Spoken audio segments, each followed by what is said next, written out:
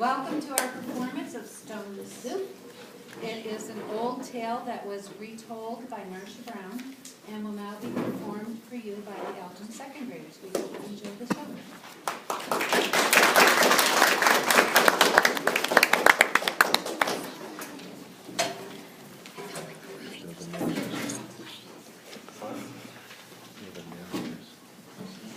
Four soldiers trudged down a road in a strange country. They were on their way home from the war. Besides being tired, they were hungry. In fact, they had eaten nothing for 2 days. How I would like a good dinner tonight, and a bed to sleep in. But that's impossible. We must march on. On they marched. Suddenly, ahead of them, they saw the lights of a village. Maybe you'll find a bite to eat there. And a loft to sleep in. No harm in asking. Now the peasants of that place feared strangers. When they heard that four soldiers were coming down the road, they talked among themselves. Here come four soldiers. Soldiers are always hungry. But we have little enough for ourselves. And they hurried to hide their food. They put sacks of barley under the hay in the loft. They lowered buckets of milk down the wells. They spread old quilts over cabins. They hid their cabbages and potatoes under the bed. They hanged their meat in the cellar. They hid all they had to eat. Then they waited. The soldiers stopped first at the house of Paul and Francois.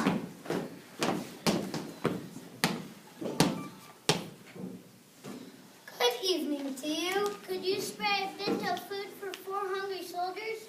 But we have had no food for ourselves for 3 days. It has been a poor harvest. The four soldiers went onto the house of Albert and Louisa. Could you spare a bit of food? And have you some corner where we could sleep for the night? Oh no, we gave all we could spare to soldiers who came before you. Our beds are full.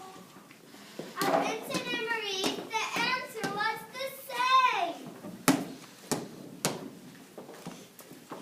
It has been a poor harvest. All the grain must be kept for seed. So it went through the village. Not a peasant had any food to give away. They all had good reasons. We have an old sick father to care for. We have too many mouths to fill. The villagers stood on the street and sighed. They looked as hungry as they could. The soldiers talked together.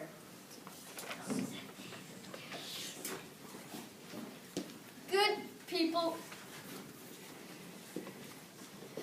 We are hungry soldiers in a strange land. We have asked you for food. You have no food. Well then, we'll have to make stone soup. The villagers stared. Stone soup? That would be something to know about. First, we'll make a large iron pot.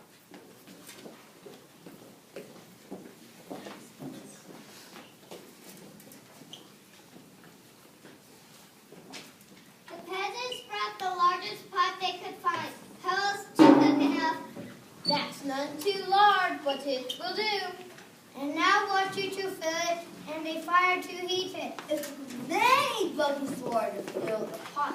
A fire was built on the village square. The pot was set to boil. And now, if you please, 3 round smooth stones. The peasants' eyes grew round as they watched the soldiers drop the stones into the pot.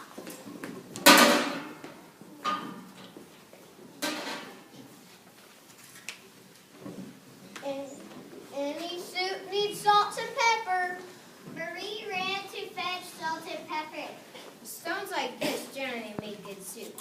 But oh, if they're carrots, it would be much better. Why, I think I have a carrot or two.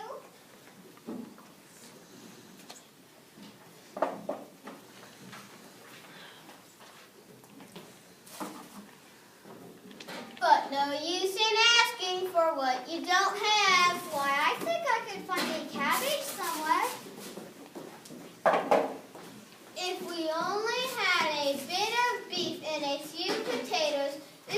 be good enough for a rich man's table. The peasants thought that over. They remembered their potatoes and by sides of beef in the cellars. They ran to fetch them. A rich man's soup, and all from a few stones. It seems like magic.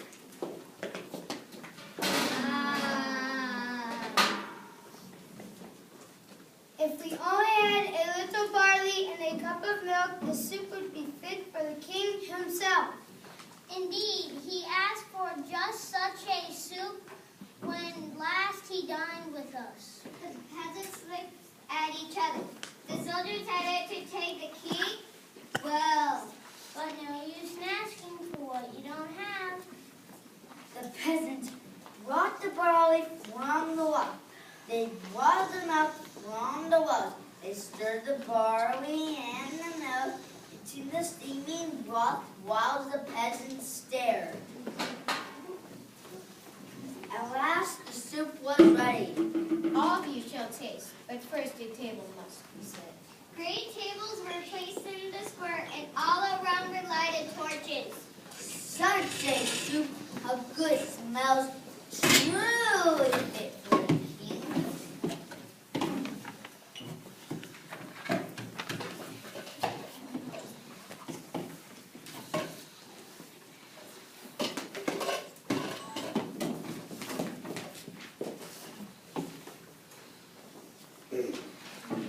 Would not such a soup require bread and a roast and cider?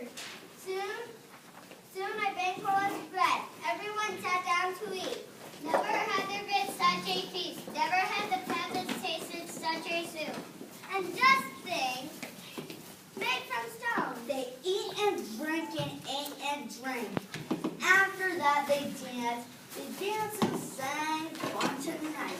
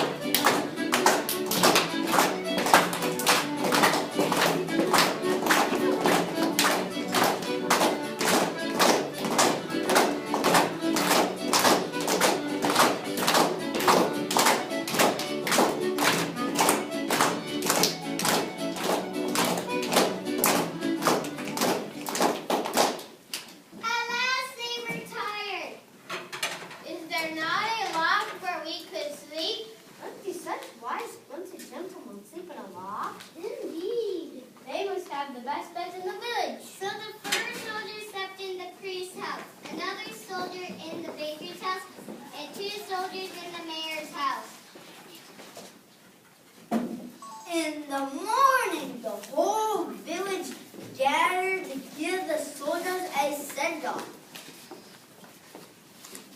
Many thanks for what you have taught us. We shall never go hungry now that we know how to make soup from stones. Oh, it's all in knowing how. And off they went down the road. Such men don't grow on every bush.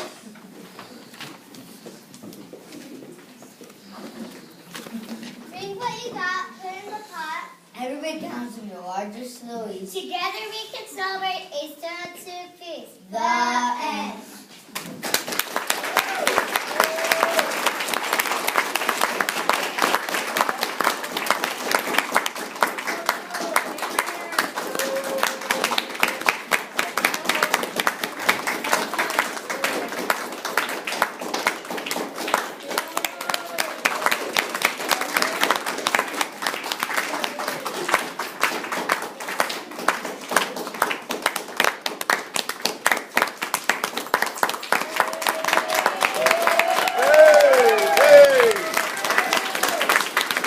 So